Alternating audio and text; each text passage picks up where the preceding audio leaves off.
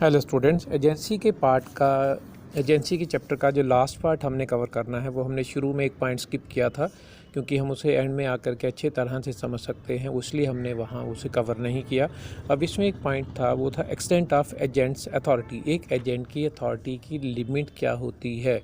उसका आंसर सीधे शब्दों में स्पष्ट रूप से ये है कि एक एजेंट की अथॉरिटी वो होती है जो उसे दी गई थी उसके प्रिंसिपल के द्वारा।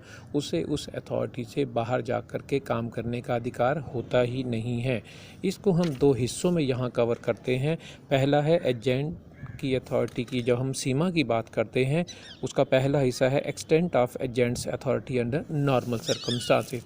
नॉर्मल सर्कमस्टांसेस में एक एजेंट की अथॉरिटी की लिमिट क्या होती है, उसका आंसर ये है जितनी अथॉरिटी उसको एजेंट अपॉइंट करते समय प्रेस्क्राइब कर दी गई थी, दे दी गई थी, उसको समझा दिया गया था, उसको बता दिया गया था, वो उसकी अथॉरिटी की लिमिट होती है। उसे उससे बाहर जा कर के कोई भी काम नहीं करना चाहिए। अगर वो उस अथॉरिटी को एक्सीड करता है तो उसके लिए उसका प्रिंसिपल रिस्पॉन्सिबल नहीं होगा, बल्कि वो खुद रिस्पॉन्सिबल होगा, और वहाँ पर प्रिंसिपल को भी एजेंट के अगेंस्ट बहुत सारे लीगल राइट्स मिल जाएंगे अगर वो अथॉरिटी एक्सीड करता है।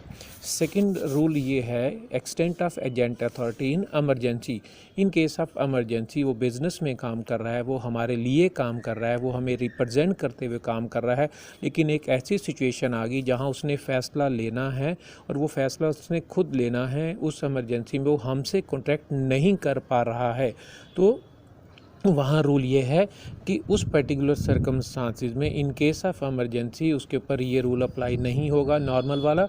ऐसे सर्कमस्टांसिस में जो बेस्ट पॉसिबल डिसीज़न एक नॉर्मल पर्सन लेता है, उस तरह से उसे वो फ़ैसला लेना पड़ेगा। वो फ़ैसला मतलब वो बिज़नेस के इंटरेस्ट को ध्यान में रखेगा, प्रिंसिपल के इंटरेस्ट को ध्यान में रखेगा, सर्कमस्टांसिस के हिसाब से जो बेस्ट पॉसिबल डिसीज़न लेगा वो उस तरह की अथॉरिटी को यूज़ करेगा, और वहाँ अथॉरिटी पर कोई भी लिमिट नहीं होगी। उसके द्वारा लिया गया जो सही फ़ैसला है, जो जेन्युइन फ़ैसला है, वो प्रिंसिपल को भी मानना पड़ेगा। तो इन केस ऑफ एमरजेंसी उसके ऊपर किसी तरह की कोई भी लिमिट नहीं होती। लिमिट ये होती है कि उसे एक सेंसिबल तरीके से बिहेव करते हुए बिजनेस के इंटरेस्ट में डिसीजन लेना होता है। फिर इसके बाद इस चैप्टर का जो लास्ट पार्ट है वो है delegation of agents authority. Delegation of agent authority, delegation of authority को आप समझते हैं क्योंकि आप कॉमर्स के स्टूडेंट्स हैं। जो अथॉरिटी हमने एक पर्सन को दी, उसने वो अथॉरिटी आगे किसी को दे दी, उसने अथॉरिटी को डेलीगेट कर दिया। तो क्या एजेंसी के केस में ऐसा पॉसिबल है?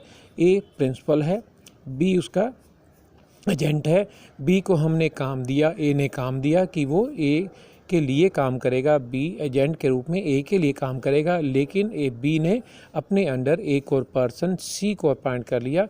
उसने ये कहा कि आप मेरे लिए काम करना और मुझे रिपोर्ट करना, और मैं सारे काम की रिपोर्ट ए को दे दूंगा। अब सिचुएशन क्या होगी? प्रिंसिपल है, एजेंट है और सब एजेंट है। प्रिंसिपल ए है, एजेंट बी है, बी ने अपने अंडर अपॉइंट कर लिया एक एजेंट को जिसको सी का नाम दे दिया। इसका मतलब जो अथॉरिटी प्रिंसिपल ने एजेंट को दी, एजेंट ने वो अथॉरिटी आगे किसी और को दे दी, जिसको यहाँ पर सब एजेंट का नाम दे दिया गया। तो क्या ऐसा किया जाना पॉसिबल है? तो हम इसको दो हिस्सों में समझेंगे। पहला हिस्सा जो अभी हम कवर कर रहे हैं, ए प्रिंसिपल है, बी एजेंट है, बी ने उस काम को करने के लिए अपने अंडर सी को अपॉइंट कर लिया, तो सी सब एजेंट हो गया। तो सब एजेंट के अपॉइंटमेंट का क्या रूल होगा, क्या वो वैलिड होगी या नहीं होगी, उसकी सिनेरियो क्या होगा, उसको हम समझते हैं। उसमें दो सिचुएशन आती हैं।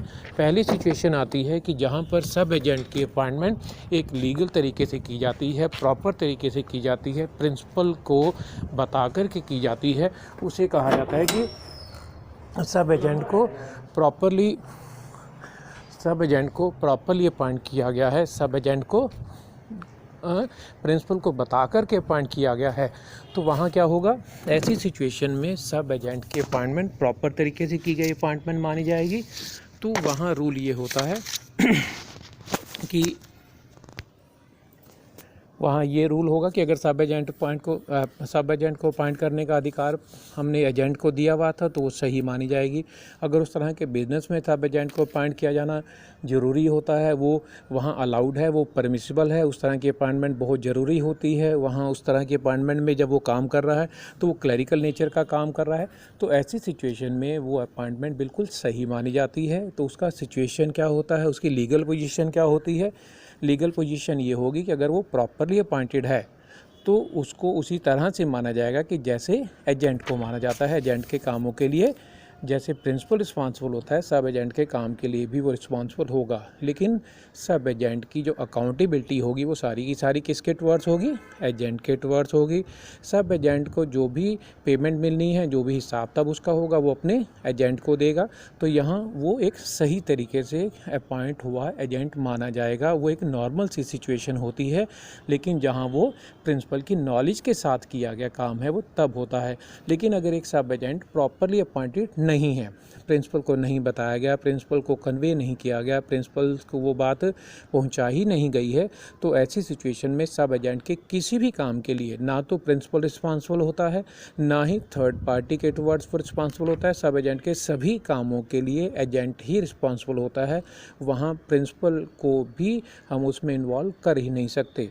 सेकेंड पार्ट जो आता है वो इसमें जो डेलीगेशन ऑफ अथॉरिटी से जुड़ा हुआ है वो है सब्स्टिट्यूटेड एजेंट। सब्स्टिट्यूटेड एजेंट का मतलब होता है, सपोज एक पर्सन ए है, वो प्रिंसिपल है, उसने अपने अंडर बी को अपॉइंट किया और वो बी उसके लिए काम कर रहा है, बी उसका एजेंट हो गया। अब उसने एक पर्टिकुलर सिचुएशन में बी को ये कहा कि आप मेरे लिए एक स्पेसिफिक टास्क करोगे, ये काम भी मेरे लिए करोगे। आप एक बिजनेस एजेंट हो, नॉर्मल गुड्स की सेल या परचेज का बी ने काम करना है और बी को आपने कहा कि मेरी एक प्रॉपर्टी है वो भी आप बेच दो। तो बी कहता है कि ये काम में मैं एक्सपर्ट नहीं हूँ, इस काम को करने के लिए मैं एक ऐसे पर्सन को लेकर के आता हूँ जिसको नॉलेज है, जिसका एक्सपर्टाइज है। वो एक सी को, रियल एस्टेट के एजेंट को लेकर के आता है और वो उसकी अपॉइंटमेंट ए से करा देता है। ए उसके साथ सारी बातचीत करता है और बी उसे कहता है कि he is the right person जिसको इसमें इन्वॉल्व किया जाना चाहिए। अब यहाँ पर अगर ए वो काम बी को ना दे करके सी को दे देता है तो ये सिचुएशन क्या होगी? जहाँ एजेंट ने अपनी जगह पर उस काम को करने के लिए, जो काम हमने एजेंट को दिया था, उस काम को करने के लिए दूसरा पर्सन दे दिया और उस पर्सन को प्रिंसिपल ने अपॉइंट कर लिया, तो बी की जगह वो नया पर्सन बी के उस पर्टिकुलर काम के बी जो काम कर रहा है वो तो करता रहेगा, लेकिन इस पर्टिकुलर काम के लिए बी की जगह कौन अपॉइंट हुआ? सी। तो ऐसी सिचुएशन में उसे सब्स्टिट्यूटेड एजेंट कहा जाएगा। और